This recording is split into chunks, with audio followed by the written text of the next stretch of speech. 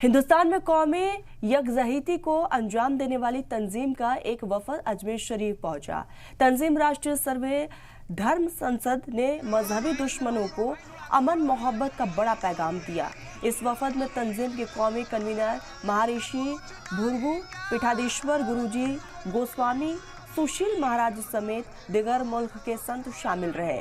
इस मौके पर दरगाह में हाजिरी दी और जियारत कराई गई और मुल्क के नाम एक खास पैगाम भी दिया गया।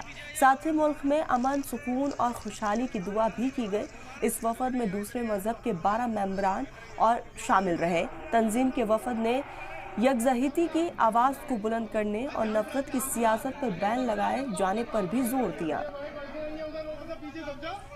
नाम नहीं ले सकता, मगर आप सबके लिए मैं शुक्रिया अदा करता हूं जो आपने हमारा स्वागत किया है और आपने ख्वाजा जी की दरगाह से जो अरदास की है।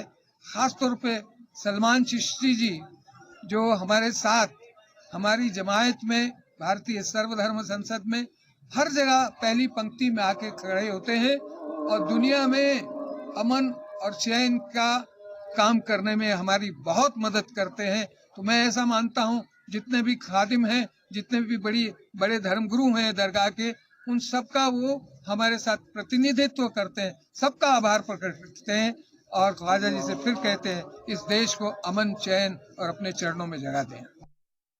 जिस तरह बारगाह गरीब नवाज से 800 सालों से जाता है, प्रधानमंत्री जी ने भी जो चादर पेश करके 140 करोड़ देशवासियों की तरफ से श्रद्धा अर्पित करी है बारगाह गरीब नवाज अजमेर शरीफ को, जो पैगाम है कि मोहब्बत सबसे और नफरत किसी से नहीं, उसी पैगाम को आज यहाँ पे तमाम धर्मगुरु गरीब नवाज के आस्थाने से एक राजदूत बन के जा रहे हैं, एक सफीर बन के जा रहे हैं, एम्बेसडर ऑफ पीस बन के जा रहे हैं अजमेर शरीफ से। और जो सदियों से पैगाम जा रहा है, हम मिलके गोस्वामी जी महाराज के साथ और तमाम धर्मगुरुओं के साथ भारत की सभ्यता को दुनिया के कोने कोने में पहुंचाते हैं और आगे भी पहुंचाते रहेंगे। हमारा देश मोहब्बत का देश है, यहाँ पे नफरत की कोई जगह नहीं है और जो नफरत की बात करता है उसको ऐसे दरबारों से ये पैगाम दिया जाता है कि मोहब्बत ही हमारे देश की रूह है।